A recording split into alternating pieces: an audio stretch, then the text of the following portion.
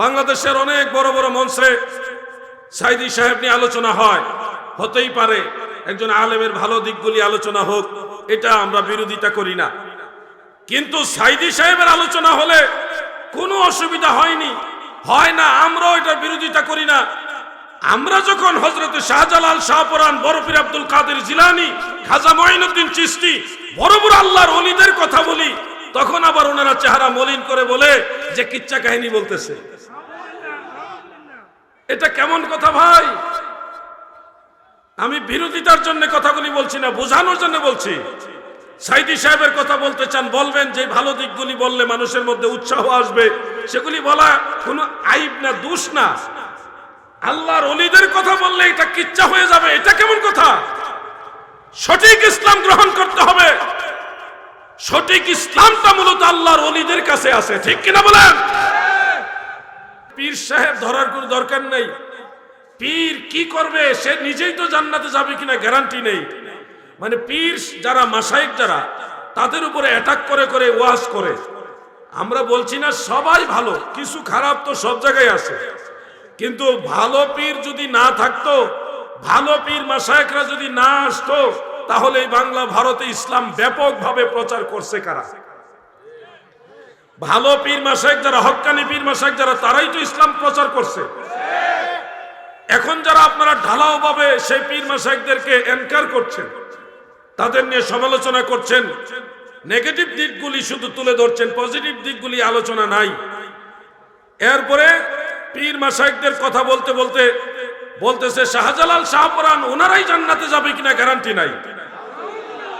আরো উপরে গিয়ে হযরতে খাজা মঈনুদ্দিন চিশতি, উনি কি জান্নাতে যাবে কিনা এখনো শিওর করে বলা যাবে না, এরকম ওয়াজ আমরা শুনছি।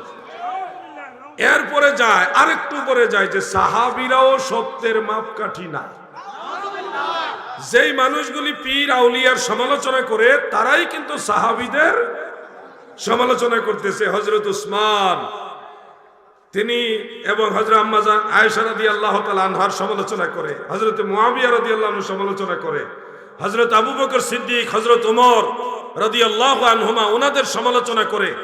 ধারাবাহিক দেখবেন, একটু খেয়াল করে, যেই মানুষগুলি পীর আউলিয়ার সমালোচনা করে, এই মানুষগুলি এক সময় আল্লাহর নবীর সাহাবীদেরও সমালোচনা করে।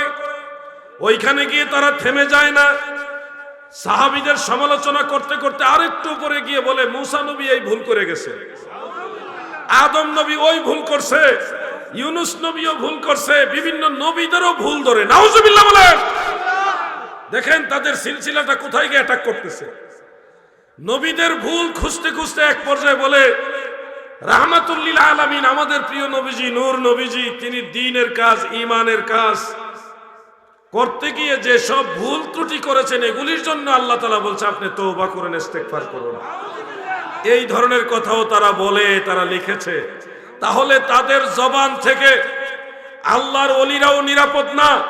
তাদের জবান দিয়ে সাহাবীদেরকে আঘাত করে, তাদের জবান দিয়ে নবীদেরকে আঘাত করে, তাদের জবান দিয়ে আল্লাহর হাবিব রাহমাতুল লিল আলামিন নবীকে আঘাত করে।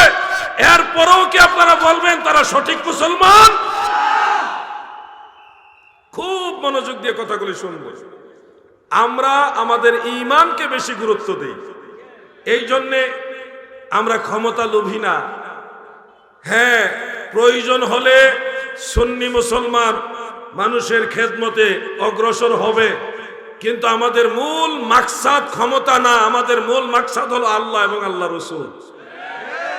প্রিয় ভাই আমার, মহব্বতের কান লাগায় শুনবেন, বিশেষ করে 40 গ্রামের যুব সমাজ, আপনাদেরকে আমি বলছি, আপনারা আজকের মাহফিলের মতো ঐক্যবদ্ধ হয়েছেন, এইভাবে সব সময় ঐক্যবদ্ধ থাকবেন।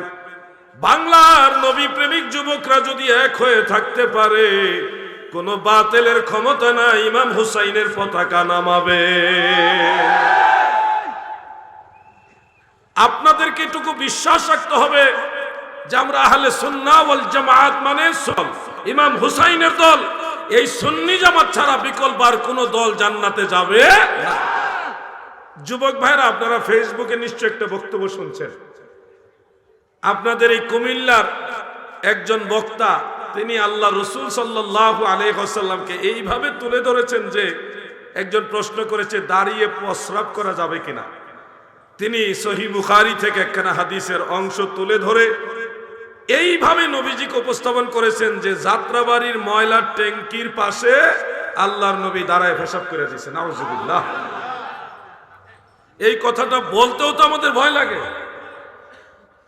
আল্লাহর হাবিব রাহমাতুল লিল আলামিনের প্রতিটি কাজ হলো উম্মতের জন্য শিক্ষণীয়। নবীজি উম্মতকে শিক্ষা দেওয়ার জন্য অনেক ঘটনা ঘটিয়েছেন, প্রেক্ষাপট তৈরি করেছেন।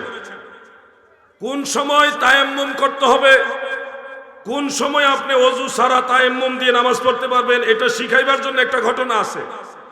উম্মত যদি কোথাও গিয়ে বসে প্রস্রাব করার সুযোগ না পায়, ওই ব্যবস্থাপনা না থাকে, অথবা অসুস্থ হয়, বসতে পারে না, সেই সময় তারা কি করবে এটা শিক্ষা দেওয়ার জন্য আল্লাহর হাবিব রাহমাতুল লিল আলামিনের একটা ঘটনা সুন্দর শব্দ চয়নের মাধ্যমে উপস্থাপন না করে তার দৃষ্টি চলে গেছে যাত্রাবাড়ির ময়লার ট্যাঙ্কির কাছে। বলেন এই মানুষগুলি আল্লাহর নবীকে ইজ্জত দিতে জানে না। নবীজিকে কিভাবে বললে সম্মান হবে, নবীর সম্মান ফুটে উঠবে, ওইদিকে তারা চিন্তাও করে না, তারা ভাবেও না যে রাসূল পাকের সাথে বেয়াদবি হয় কিনা। এরাই হলো সেই 1400 বছর আগের খারেজি।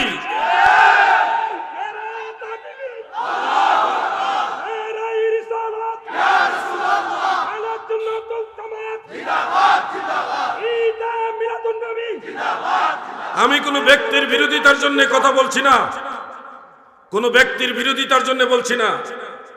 আল্লাহর নবীকে যদি এই ধরনের শব্দ দিয়ে বলা হয় আমাদের কষ্ট লাগে। আল্লাহর হাবিব সম্পর্কে যে শব্দটা বলা হয়েছে আপনাদের কি কষ্ট লাগছে না? এই ধরনের শব্দ নবীজির ব্যাপারে যায়?